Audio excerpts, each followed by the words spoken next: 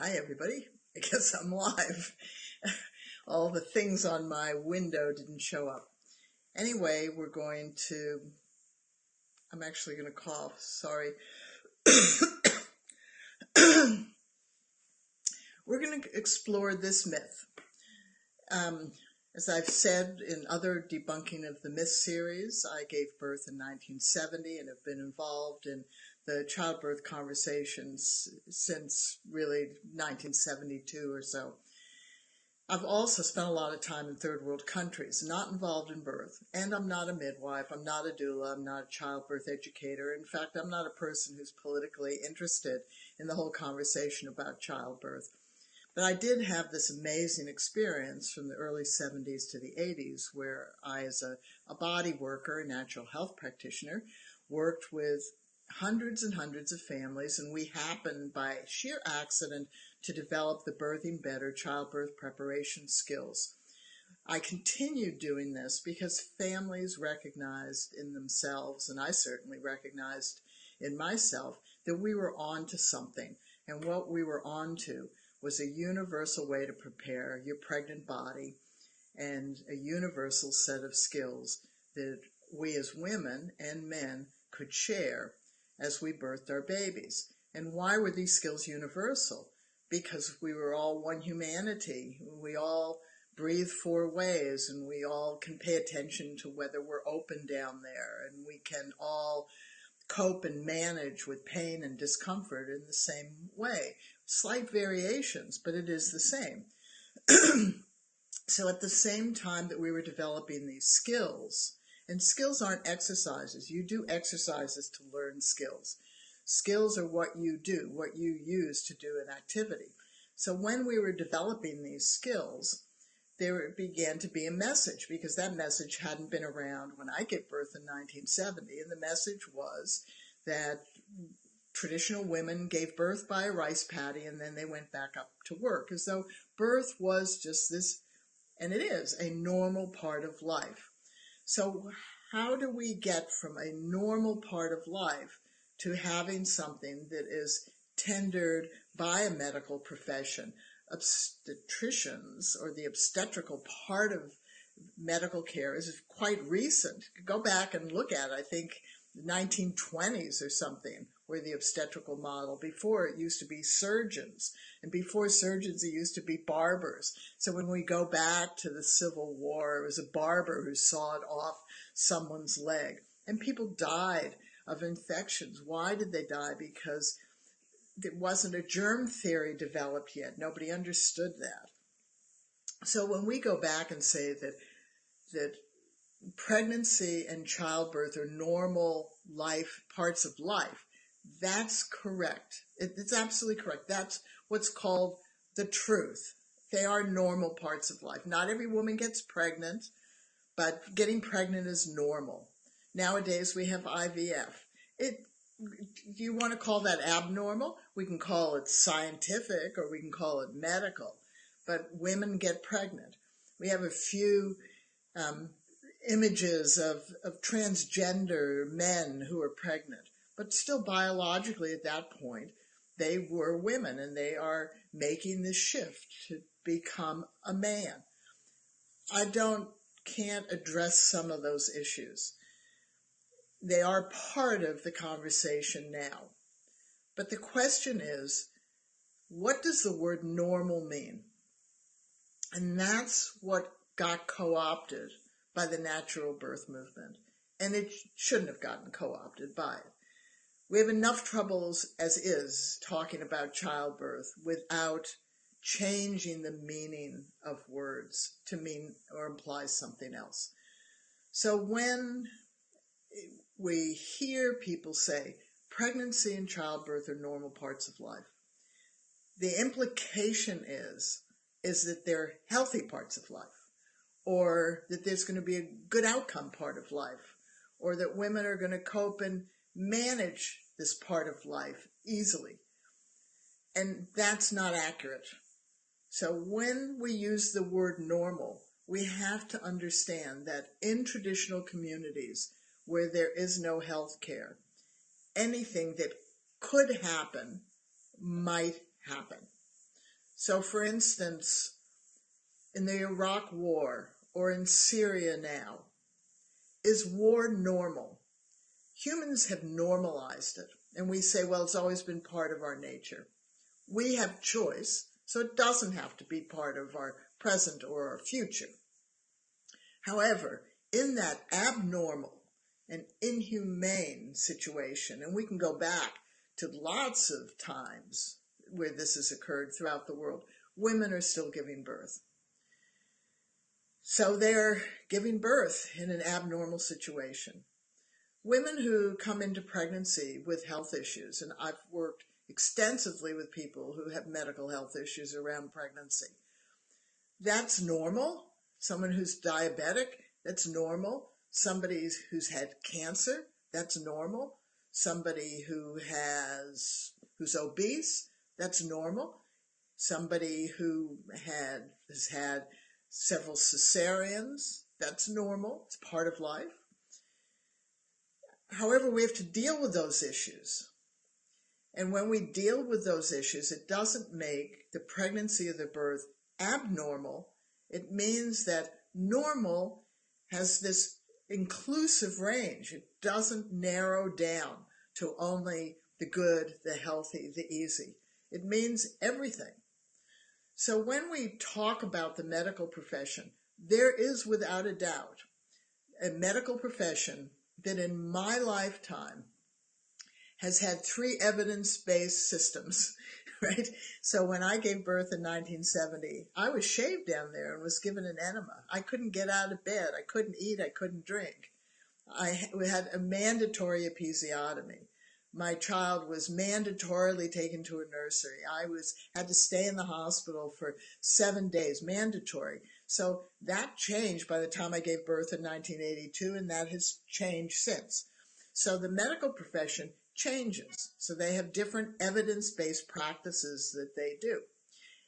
And I want to honestly tell you that giving birth in a medical environment requires something of us, much more so than when we give birth at home.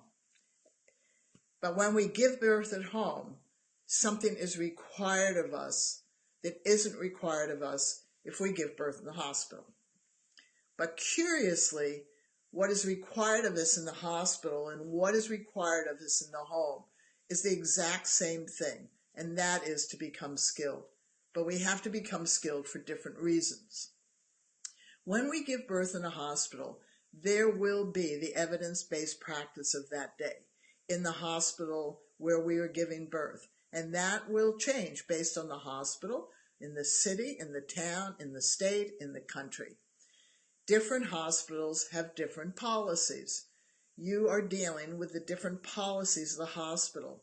Those policies will often be regulated in countries that have health insurance by the insurance companies or by the governments if they have universal health care. Those are called standards of care, guidelines to practice. And you, when you give birth in that hospital, will become part of that system. Whether you want it or not, whether you make a birth plan to avoid it or not. So the best advice for people who do not want medical care is do not go to the hospital. That's as simple as that. If you resent what they do, what the hospital does, in what they consider to be safeguarding you and your baby, don't step foot in the hospital. It's the same way if you're sick. If you have a cough and you think, my goodness, this may be pneumonia and I need to go to a hospital, they will encourage you to do the things, or they will do to you the things that they think are going to safeguard your health. The same way if you have a sick baby. If you think your baby is sick enough to go to the hospital, then you are going to be asked to participate in that system. If you feel you can take care of it yourself, that's your choice. Any choice you make, you have to live with the repercussions. So if you choose not to take your child to the hospital and your child recovers, well, that's great. If your child ends up with meningitis, it's a choice you've made. If you take the child to the hospital and your child gets an infection from being in a hospital, that's a choice you've made. We always have to live with the repercussions of the choices we make. and we're making choices all the time. So in the hospital, you have made a choice to go to the hospital. You have perhaps made a birth plan about what you want and don't want, and you will find yourself being involved with their system. And this is why you being skilled is so essential. And this is why Birthing Better families developed skills for hospital births, which are the same skills for home births. First, prepare your body to give birth.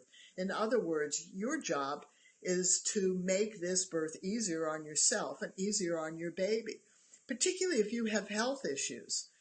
Doctors are not concerned about the health issue.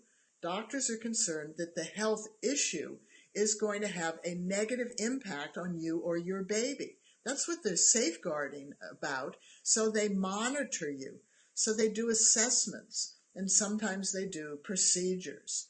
So if you have prepared your body for birth, and you then learn skills to cope and manage the natural occurring pain of labor, and you birth effectively in a reasonable amount of time without much delay, then there is going to be very little fiddle, because your behavior will have relaxed your obstetrician or midwife and the staff in the hospital.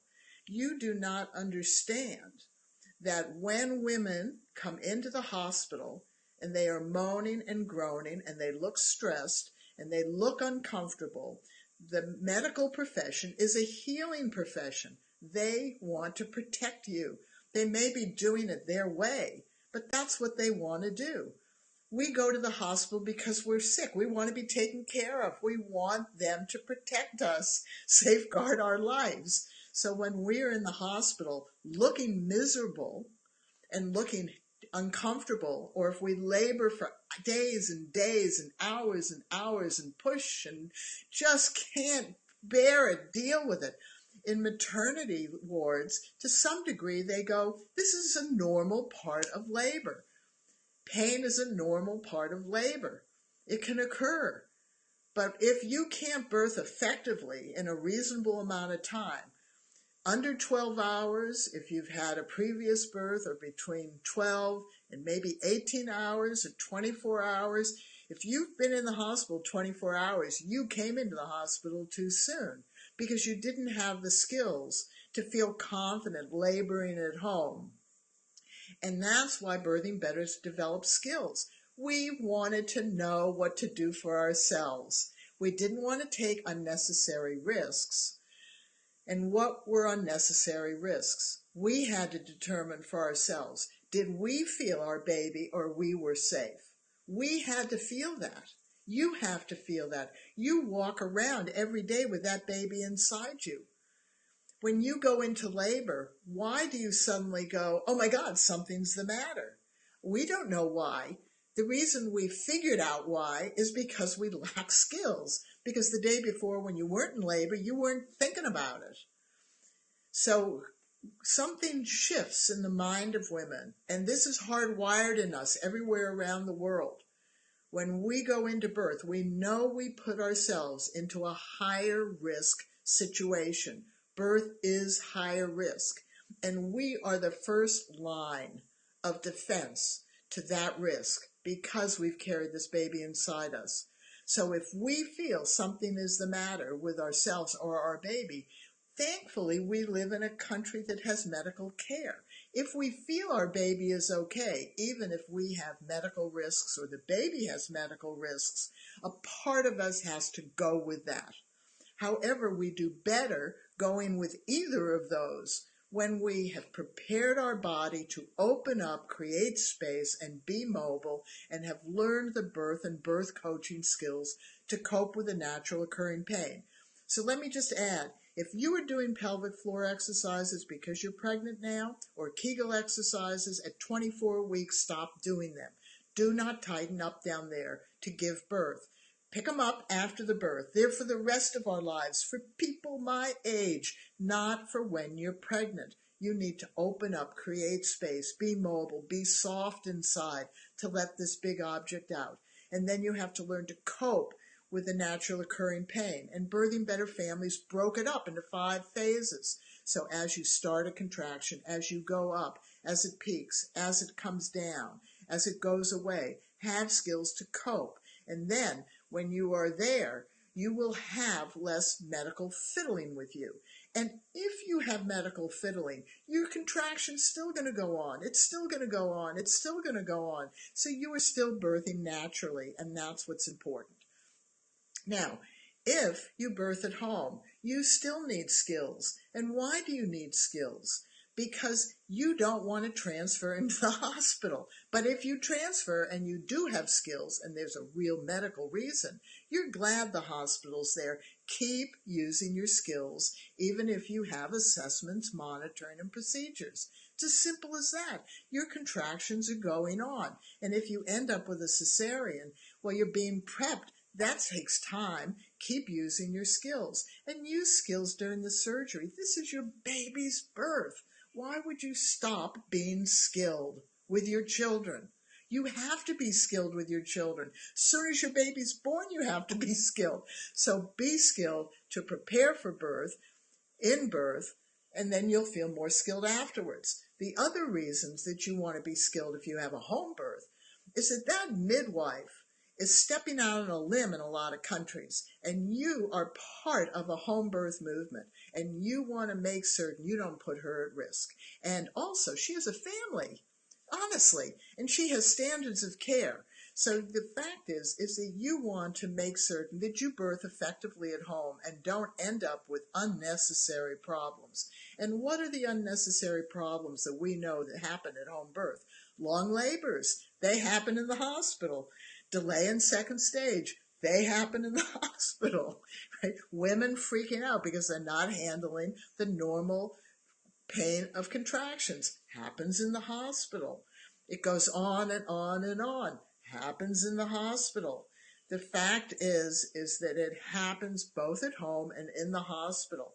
But if you're at home, then your responsibility is that you have an effective labor in second stage, and that you recover well from this, because you don't really want your birth to suddenly turn into a medical emergency. However, if you have a home birth, it's no different than having any other medical emergency. What if your husband's up on the roof and he falls off it, or your kid is on a bike and falls off it and breaks a leg? That can be a medical emergency. You go in to the doctor because you live in a country where it exists.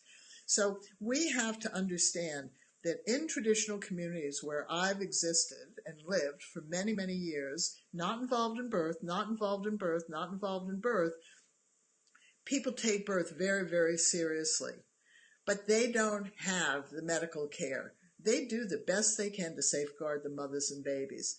Every medical community, every traditional community that I have been in has a recent memory of a baby dying after birth. And a few of them, and not just a few, have had a recent memory of a mother dying. So I need you to understand that normal in traditional communities means that if it could happen, it might happen. Nobody wants it to happen, and everybody is trying to prevent it. Now, do women in traditional communities know how to birth? Do they have skills? No, they actually don't. Because when I ask them, what did your mother teach you about breathing in labor? You will get 8 different answers. And so what Birthing Better does is to make common sense of how we behave.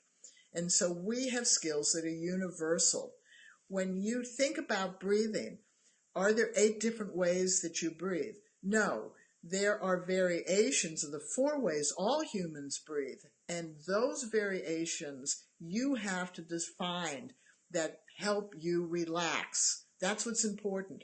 You need to use breathing to relax and to cope, and you will find them in our resource. So how can you help us? One is Robbie is thanking us for this. Hi, Robbie. Thank you very much for listening.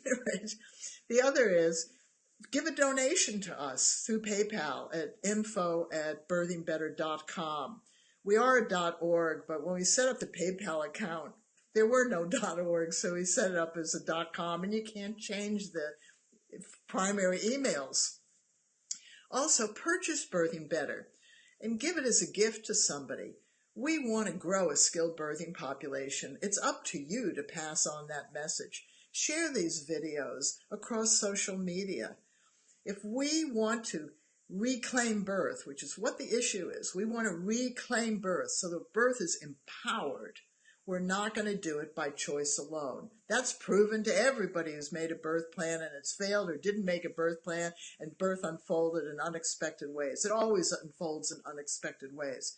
But we can always become skilled to birth our baby. We can always know how to adjust our breathing, how to soften inside, how to get into positions and to read contractions to determine whether our baby likes the positions we're in or not. Our partner can see and hear us and help us right away.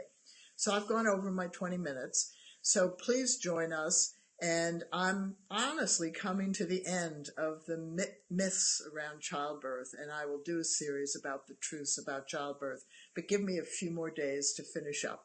All right, so see you again. Take care, everybody. Bye-bye.